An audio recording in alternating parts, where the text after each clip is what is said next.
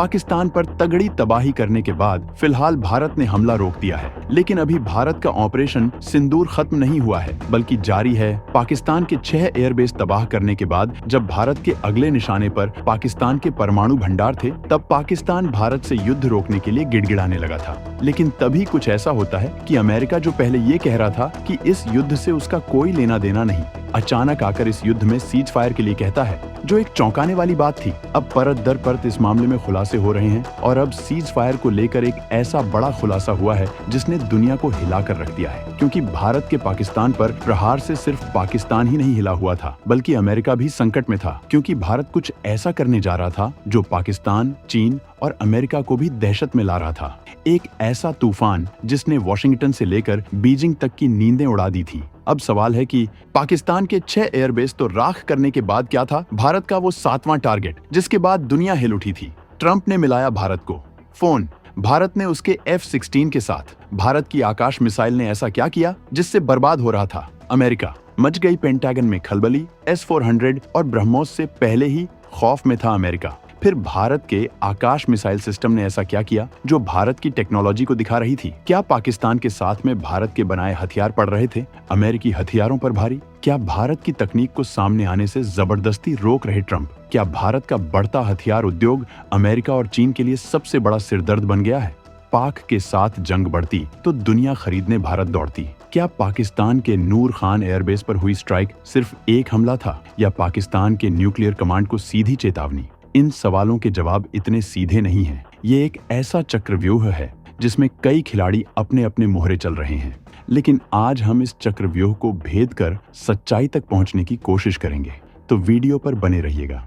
Trump का कूदना, पर्दे के पीछे का खेल क्या है? तो सबसे पहले बात करते हैं डोनाल्ड ट्रंप की। अचानक से शांति दूत बनने का ये शौक क्यों जागा? वजहें कई हैं और एक से बढ़कर एक चौंकाने वाली। पहली वजह है अमेरिकी हथियारों की सरेआम हुई फजीहत। याद है ना कैसे पाकिस्तान को दिए F-16 फाइटर जेट्स और दूसरे अमेरिकी हथियार भारतीय कार्रवाई में कबाड़ साबित हुए। ये अमेरिका के लिए सिर्फ एक झटका नहीं बल्कि उसकी ग्लोबल इमेज पर करारा तमाचा था। उनका F-35, जिसे कुछ एक्सपर्ट्स पहले ही कबाड़ बता चुके हैं, उसकी डील कई देशों ने रोक दी।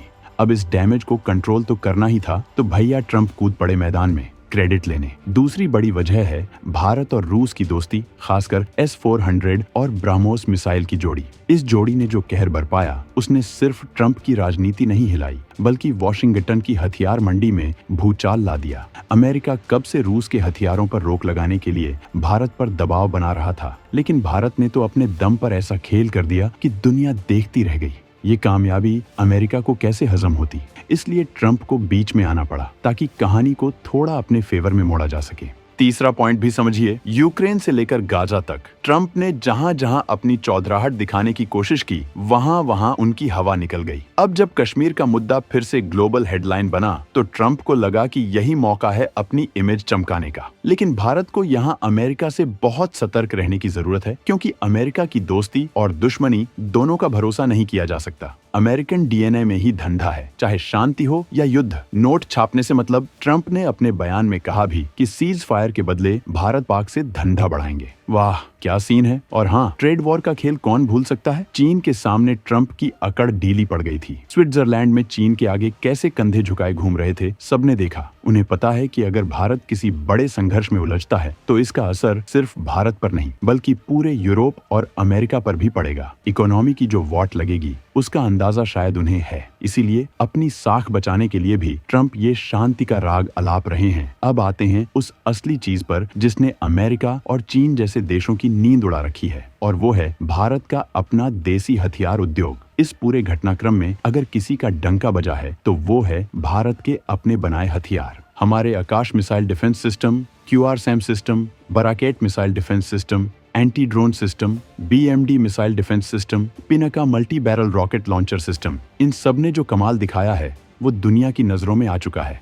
भारत की आर्टिलरी, इसरो के ट्रैकिंग इक्विपमेंट और DRDO के बनाए दूसरे वेपन्स ने साबित कर दिया कि भारत अब किसी पर निर्भर नहीं है। और ब्रह्मोस मिसाइल, इस मिसाइल ने तो पाकिस्तान में ऐसा टहलका मचाया कि दुश्मन के होश फाख्ता हो गए। भारत का हथियार बाजार इस वक्त 23,000 करोड़ रुपए का एक्सपोर्ट कर रहा है दोस्तों, और ये तो बस शुरुआत है। एक्सपर्ट्स का मानना है कि कुछ ही सालों में ये आंकड़ा कई लाख करोड़ को पार कर जाएगा। सोचिए, ये अमेरिका और चीन के लिए किसी सदमे से कम है क्या? उनका मार्केट जो हिलने लगा है, ये सिर्फ हथियारों की बात नहीं है, ये भारत की बढ़ती आत्मनिर्भरता और तकनीकी कौशल की कहानी है। ये कहानी है एक नए भारत की, जो अब दुनिया से आंख मिलाकर बात करता है अपने दम पर, और यही बात कुछ देशों को हजम नहीं हो रही।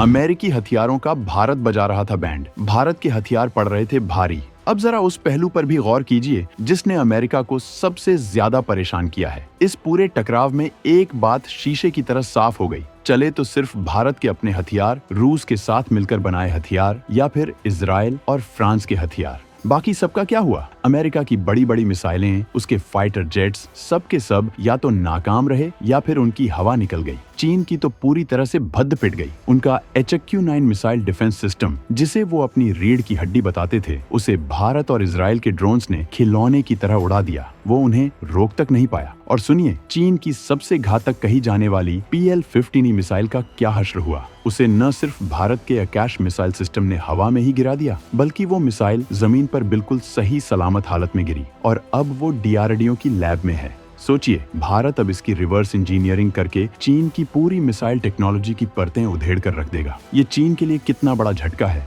इसका अंदाजा आप लगा सकते हैं। रातों रात उनकी टेक्नोलॉजी पुरानी हो गई। यही नहीं, ईरान की न्यूक्लियर कैपेबल फातेह 1 और फातेह 2 मिसाइलें, जिन्हें बहुत खतरनाक बताया जा रहा था, उन्हें भी हमारे आकाश सिस्टम ने पलक झपकते ही राख में मिला दिया। तुर्की के तथाकथित घातक ड्रोन्स तो ऐसे गिरे जैसे कागज के खिलौने हों।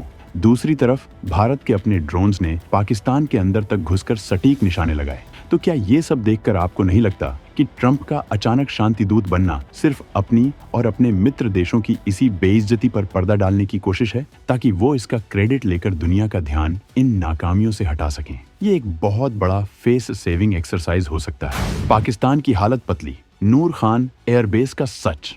इस पूरे एपिसोड में भारत ने पाकिस्तान को ऐसी चोट पहुंचाई है जिसका दर्द उसे लंबे समय तक महसूस होगा। खबरें तो यहां तक हैं कि भारत पाकिस्तान के न्यूक्लियर कमांड को तबाह करने के बहुत करीब पहुंच गया था। पाकिस्तान के नूर खान एयरबेस पर जो भारतीय मिसाइलों ने तबाही मचाई, उससे इस्लामाबाद से लेकर रावलपिंडी तक हड़कंप मच गया। कहते हैं कि शहबाज शरीफ इतने कांप गए थे कि उन्होंने तुरंत अमेरिका को फोन घुमाया। क्यों? क्योंकि नूर खान एयरबेस पर भारतीय मिसाइलों का हमला पाकिस्तान के लिए एक भयानक सपने जैसा था। उनका एयर डिफेंस सिस्टम पूरी तरह से फेल हो गया था। वो भारतीय मिसाइलों को इंटरसेप्ट ही नहीं कर पा रहे थे। और ये तो तब था जब भारत ने अपने काफी कम तबाही मचाने वाले हथियारों का इस्तेमाल किया था। पाकिस्तान को डर सताने लगा था कि भारत अगले कुछ ही घंटों में उसके तमाम सैन्य ठिकानों और हथियार भंडारों को नेस्तनाबूद कर देगा। नूर खान एयरबेस कोई मामूली जगह नहीं है। ये पाकिस्तानी एयरफोर्स का सबसे संवेदनशील एयरबेस है और भारत ने वहां डीप स्ट्राइक की थी। अमेरिकी मीडिया रिपोर्ट्स ने भी माना कि पाकिस्तानी एयर डिफेंस और रडार सिस्टम भारतीय हमलों के सामने बेबस नजर आए। सबसे बड़ी बात, नूर खान एयरबेस से कुछ ही किलोमीटर की दूरी पर पाकिस्तान का न्यूक्लियर कमांड ऑफिस का हेडक्वार्टर है, strategic plans division.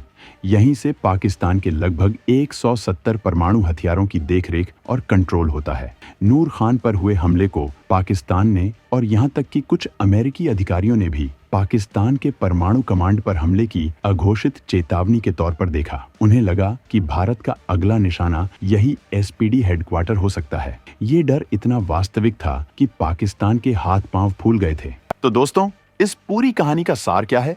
Donald Trump की मध्यस्थता की पेशकश, अमेरिकी हथियारों की नाकामी, चीनी टेक्नोलॉजी का पर्दाफाश और सबसे ऊपर भारत की स्वदेशी रक्षा क्षमताओं का धमाकेदार प्रदर्शन, ये सब मिलकर एक नई तस्वीर बना रहे हैं। ये तस्वीर है एक ऐसे भारत की जो अब किसी के रहमोकरम पर नहीं है। एक ऐसा भारत जो अपनी सुरक्षा खुद करना जानता है और दुनिया को अपनी ताकत का एहसास कराना भी। अमेरिका और उसके साथी देश शायद इसी बात से घबराए हुए हैं। उन्हें डर है कि भारत का बढ़ता कद कहीं उनके ग्लोबल दबदबे को चुनौती न दे दे। ट्रंप का खेल तो बस एक बहाना है, असली मकसद तो भारत के बढ़ते प्रभाव को किसी तरह रोकना या कम करना हो सकता है। ये लड़ाई सिर्फ हथियारों की नहीं, बल्कि आत्मसम्मान और वैश्विक प्रतिष्ठा प्रतिष्ठा की भी है और इस लड़ाई में भारत ने साबित कर दिया है कि वो किसी से कम नहीं। कुछ सवाल बनते हैं कि तो क्या भारत अब वाकई दुनिया की नई महाशक्ति बनने की राह पर तेजी से आगे बढ़ रहा है? क्या अमेरिका और चीन मिलकर भारत के इस विजय रथ को रोकने के लिए कोई नई और भी खतरनाक साजिश रचेंगे? आने वाले वक्त में भारत के स्वदेशी हथियार दुनिया के हथियार बाजार में और क्या-क्या टहलका मचाने वाले हैं और इस बदलते वैश्विक समीकरण का आप पर और हम पर क्या असर पड़ेगा? इन सभी सवालों के जवाब हम ढूंढेंगे अपने अगले वीडियो में। तो अगर आपने अब तक हमारे चैनल को सब्सक्राइब नहीं किया है तो फौरन कर लीजिए और बेल आइकन दबाना मत भूलिएगा ताकि आप कोई भी अपडेट मिस न करें। आपके क्या विचार हैं इस पूरी स्थिति पर? डोनाल्ड ट्रंप के इस कदम के पीछे आपको क्या लगता है? क्या है असली वजह? और भारत की इस कामयाबी पर आप क्या कहना चाहेंगे? नीचे कमेंट सेक्शन में अपनी राय जरूर बताइएगा।